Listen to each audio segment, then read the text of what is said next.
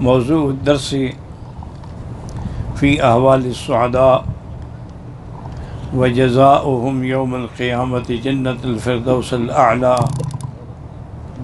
آخر سورۃ الکہف، تفسیر ابن کثیر۔ الحمدللہ رب العالمین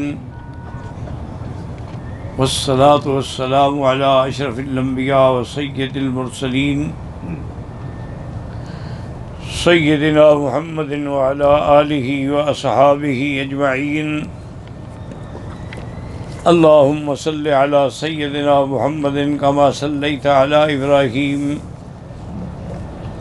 وعلی آل ابراہیم فی العالمین انک حمید مجید۔ اعوذ باللہ من الشیطان الرجیم، بسم اللہ الرحمن الرحیم۔ قل انما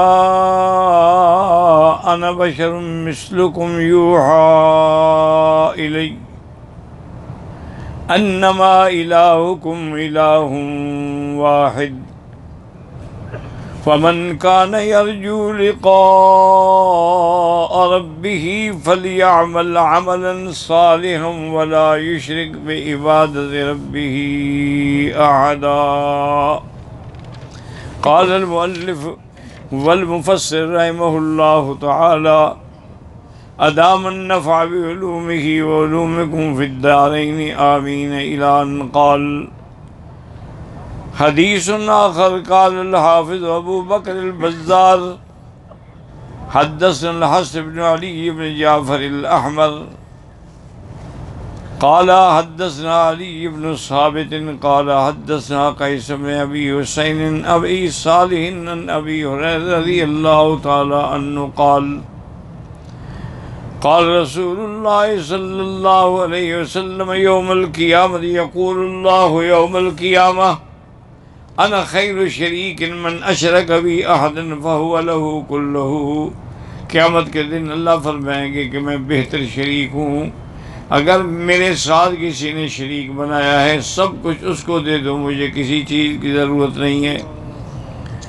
وقال الامام احمد حدثنا محمد بن جعفر قال حدثنا شعبۃ سمعت العلاء يحدث عن أبيه عن أبي هريرة رضي الله عنه عن النبي صلى الله عليه وسلم يرويه عن الله عز وجل أنه قال أنا خير الشركاء،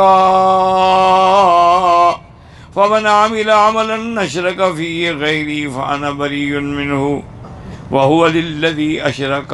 یعنی اگر کسی نے شرک ہے وہ مجھے کسی چیز کی ضرورت نہیں، اس کو جا کے دے دو سب کچھ۔ حدیث آخر قال الامام احمد حدثنا یونس قال حدثنا لیث عن یزید یعنی ابن الحاد عن عمر عن محمود بن لبید ان رسول اللہ صلی اللہ علیہ وسلم قال ان اخوف ما اخاف علیکم الشرک الاصغر۔ حضور نے فرمایا مجھے اپنی امت پہ سب سے زیادہ ڈر جو ہے وہ شرک اصغر کا ہے۔ قالوا وما الشرك الاصغر یا رسول اللہ، صحابہ نے پوچھا حضور وہ شرک اصغر کیا چیز ہے؟ آپ نے فرمایا الریا، دکھانا، کہ آدمی عمل کرے لیکن لوگوں کو دکھانے کے لیے۔ یقول اللہ تعالی اذا جزى الناس باعمالهم اذهبوا الى الذين كنتم تراءون في الدنيا فانظروا هل تجدون عندهم جزاء۔ ریا والوں کو اللہ فرمائیں گے قیامت کے دن کے جاؤ جن کو دکھانے کے لیے تم عبادت کرتے تھے ان سے بدلہ لو۔ حدیث آخر قال الامام احمد حدثنا محمد بن بکیر قال اخبرنا عبد الحمید یعنی ابن جعفر اخبرنی ابی عن زیاد بن مینا عن نبی سعید بن ابی فضالۃ الانصاری وکان من الصحابہ انه قال سمعت رسول اللہ صلی اللہ علیہ وسلم يقول اذا جمع اللہ الاولین والآخرین لیوم لا ریب فیہ نادى مناد۔ جب اللہ سب کو جمع کریں گے قیامت کے دن، اولین و آخرین سب جمع ہوں گے تو ندا آئے گی، منادی آواز دے گا کہ من اشرف عملہ فی عمل عملہ للہ احدا فلیطلب ثوابہ من عند غیر اللہ، جس نے اپنے اعمال میں کسی دوسرے کو دکھانا چاہا کہ لوگ مجھے حاجی کہیں، لوگ مجھے قاری کہیں، لوگ مجھے مولوی اور خطیب کہیں، تو آج ان سے جا کے بدلہ لے، مجھے کوئی ضرورت نہیں ہے۔ فإن اللہ اغنى الشرکاء عن الشرک، اللہ غنی ہے۔ وأخرجه الترمذی وابن ماجہ من حدیث محمد وهو البرصانی به۔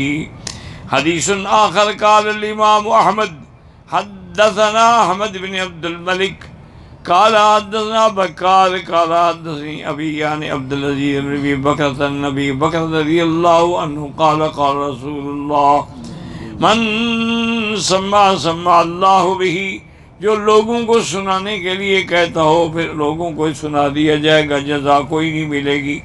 وَمَن رَأَىٰ اللہ، جس نے ریا کیا اس کی سزا بھی کچھ نہیں، اس کو بھی کچھ نہیں ملے گا۔ وقال الامام احمد حدثنا معاویہ قال حدثنا شیبان عن فراس عن عطیہ عن ابی سعید الخدری رضی اللہ تعالی عنہ عن رسول اللہ قال من یرائی اللہ بھی، جو دکھانا کرتے اللہ بھی اس کو دکھائیں گے۔ من یسمع یسمع اللہ به۔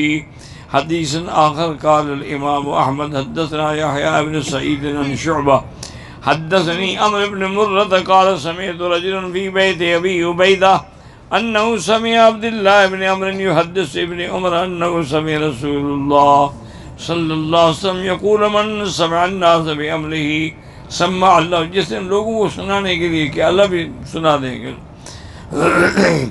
مسامع خلقہ وصغرہ وصغرہ وحقرہ، اللہ اس کو ذلیل کر دیں گے۔ فذرفت عین عبداللہ ابن عمرو کی آنکھیں آنسو بہانے لگیں۔ وقال الحافظ ابو بکر البزار حدثنا عمرو بن یحییٰ الایلی قال حدثنا الحارث بن غسان قال حدثنا ابو عمران الجونی عن انس رضی اللہ عنہ قال قال رسول تعرض اعمال بنی آدم بین یدی اللہ عز وجل یوم القیامہ فی صحف مختمہ، اللہ تبارک و تعالیٰ کے دربار میں اعمال بنی آدم پیش ہوں گے ایسے صحیفے میں جن پر مہر لگ کے بند ہوں۔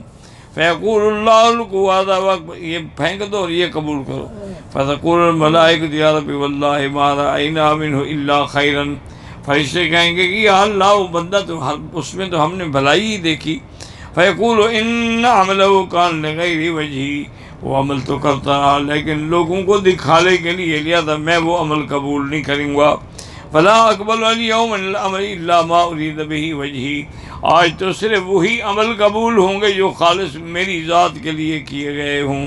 ثم قال الحارث والسان رواه جماعة سقط بصري ليس به باس، وقال وحدثني يزيد بن اياد عبد الرحمن الاعرج عبد الله بن قيس الخزاعي ان رسول اللہ صلی اللہ علیہ وسلم قال من قام رياء وسمعة، جو کھڑا ہوتا ہے تقریروں میں یا نمازوں میں یا تہجد میں لوگوں کو دکھانے کے لیے، لم یزل فی وقت اللہ، اللہ کے غضب میں ہوتا ہے حتیٰ کہ فارغ ہو کے بیٹھ جائے۔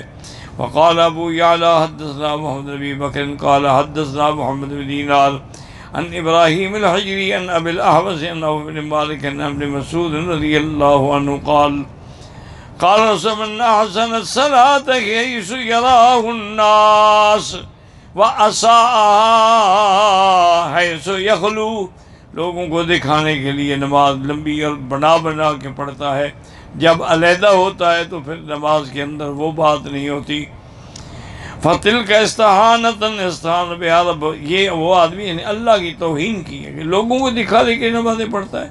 وقال ابن جرير حدثنا ابو عامر اسماعیل بن السکونی قال حدثنا شعب بن عمار قال حدثنا عیاش قال حدثنا عمرو بن قیس الکندی انه سمع معاویہ بن ابی سفیان تلا هذه الآیہ وان كان يرجو لقاء ربه قال انها آخر آیۃ نزلت من القرآن کی آخر وهذا اصل مشکل فإن هذه الآیۃ آخر سورۃ الکہف، سورۃ کہف کی آخری آیت تو ہے۔ والکہف کلھا مکیۃ، سورۃ الکہف تو مکی صورت ہے، مدینے میں کتنی صورتیں اتری۔ ولعل معاویہ لم ينزل بعدها آیۃ تنسخها ولا تغیر حکمها بل ہی مثبتۃ محکمۃ، شاید حضرت معاویہ کا مقصد یہ ہو کہ یہ آیت ثابت ہے، محکم ہے، اس کے بعد کوئی ایسی آیت نہیں اتری جس کو منسوخ کر دے۔ فاشتبہ ذلك على بعض الرواة فروى بالمعنى على ما فهمه والله أعلم۔ قال الحافظ ابو بکر البزار حدثنا محمد بن علی بن الحسن بن شقیق قال حدثنا النضر بن شميل قال حدثنا ابو قرة سعيد بن المسيب بن عمر الخطاب رضي الله عنه قال قال من قرأ في ليلة فمن كان يرجو لقاء ربه، جو یہ آیت پڑھے کان له من النور من عدن ابینا مکہ، حشر ذالک النور الملائکہ، اس کے عدن سے لے کر مکہ تک نور ہوگا، غریب جدا۔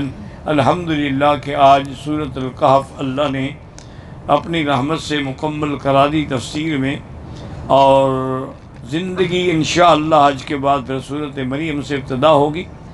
آج کے بعد یعنی درس جو ہے نا طلباء کا وہ ختم، کل جمعرات ہے چھٹی ہوگی، پرسوں جمعہ سے انشاءاللہ حجاج کرام کے لیے تقریریں اور وعظ اور ارشاد شروع ہو جائے گا۔ بس آپ دعا فرمائیں کہ اللہ تعالیٰ اخلاص کے ساتھ، صحت کے ساتھ، ایمان کے ساتھ حجاج کرام کی خدمت کرنے کی دروس میں بھی اور ہر لحاظ سے توفیق عطا فرمائے۔